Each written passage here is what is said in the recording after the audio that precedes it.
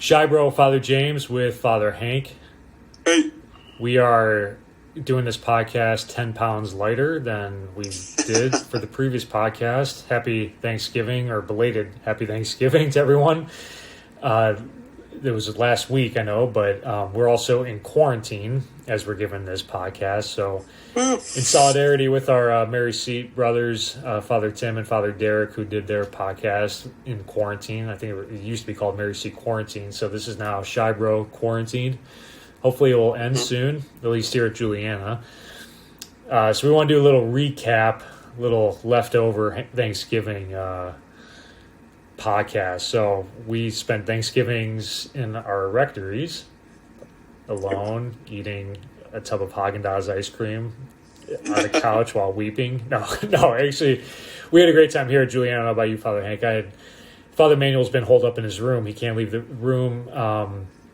But Kevin Gregus, a seminarian, and John Rahimi, a seminarian, the three of us, we hung out and we left food outside Father Manuel's door, and we had a lot of people were generous, dropping off turkey, so we made a Thanksgiving meal, ate it, watched a movie, went into a coma, had some night meat sweats and body aches and all those things.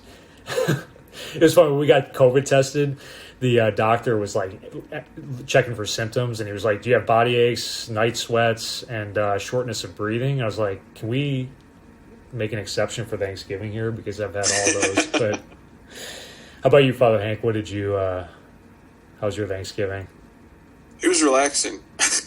In some ways, it's kind of funny. I mean, Thanksgiving is always big family and hanging out, which is awesome and wonderful. I definitely missed it.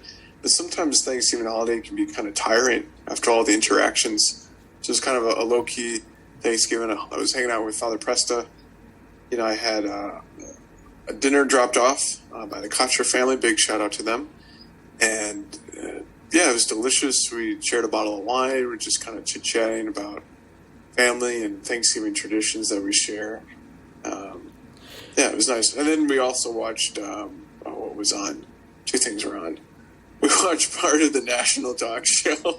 Oh my gosh, that's low point. Yeah. Oh man. And in the morning I flipped on the Thanksgiving Day parade.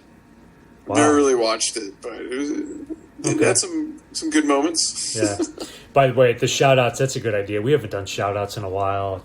So many people dropped off food. So like Gina and Margarita and Mike and Baja and Donna and Sam. Who else did we get? Dave, you know who you are, and many, many others. There was like we had everything dropped off.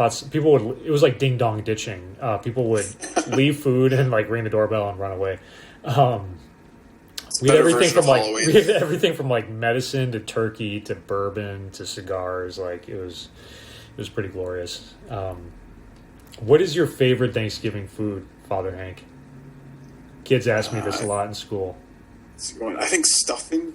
Stuffing, interesting. I like pairing that up with everything else that's on the plate. Yeah.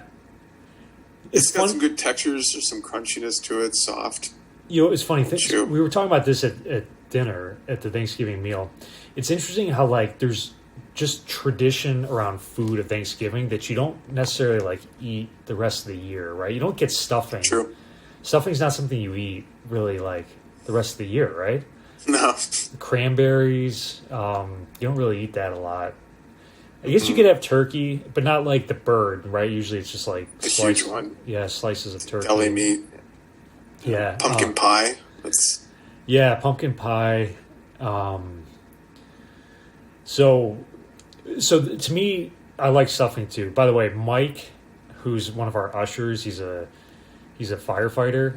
He made stuffing for us one time with White Castle sliders. What? Yeah, it was like White Castle stuffing. It was the best stuffing I've ever eaten. That's incredible. Yeah, I was like... a whole other level of stuffing.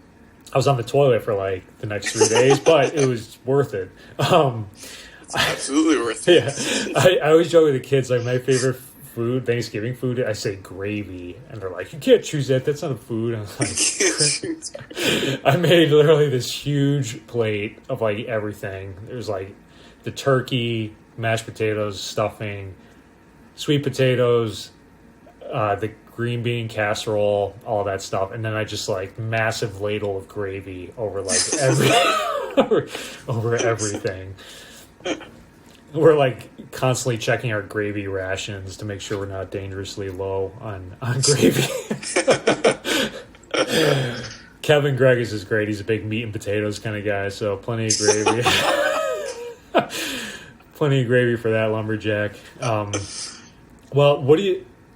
how about, all right, so you got your favorite food down. Any family traditions in the Lyon household for Thanksgiving?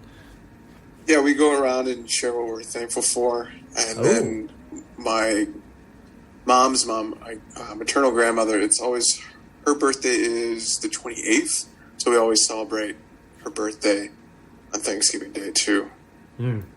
That's pretty cool. Yeah. How about in the Wallace household? It's usually football and watching football.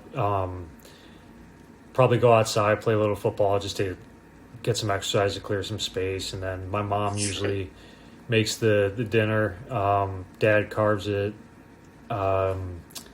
Grandparents would always come. Uncles would come. And then, just stuff yourself silly.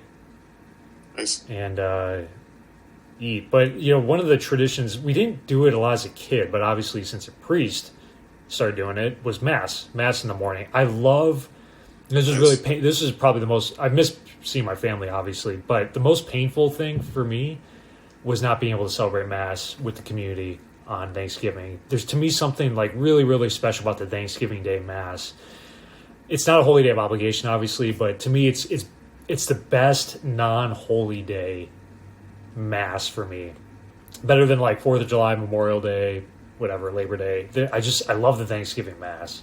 Just the spirit of Thanksgiving. I was writing this to the people, and I said this in my daily podcast. It's just like, it's so unique, right? To have a day where we give thanks. Like, we force ourselves as Americans to be grateful, to not have a sense of entitlement, to look to God. Even if we're miserable and we're suffering or we're in quarantine, we can still be thankful. And like, for an American people to have that, and you think like Abraham Lincoln, I think, was the one that instituted the holiday in the midst of the Civil War, right? So like, terrible, bloody war, right? And we're like, no, we can still be grateful. We can still look to God. We always want to get angry and be mad at God, especially when things don't go our way, or just mad at the world or people, and things aren't going our way right now, and we can still be grateful. So I don't know, that spirit, and going to Mass and obviously having the Eucharist, which means Thanksgiving, is just really kind of cool for me. So that was kind of rough not getting to do Mass, but yeah. What about for you, Father Hank, spiritual connections or any spiritual wisdom to give about this holiday? I was sharing with our school kids about that connection with Eucharist and Thanksgiving. Eucharist comes from the Greek Eucharistia, which means Thanksgiving. And I just talked about how beautifully in the Mass, the sacrifice is that we offer something to God, which is Jesus, his beloved Son. And then God is never outdone in generosity, so he gives us back Jesus in a way. And so we all receive his body, blood, soul, and divinity. So, and then I also kind of paired it with, if you want to say thank you to somebody, like say you want to say, if I were to do something special to say thanks to my dad, I would get him his favorite thing, maybe like dark chocolate. And it's the same thing with the Eucharist and the Mass. God the Father's favorite thing is his Son, and Jesus, so we offer that to him. But then also, because we're united to Jesus, baptism and everything, we're also God's favorite thing too, so we offer ourselves in thanksgiving at each Mass too.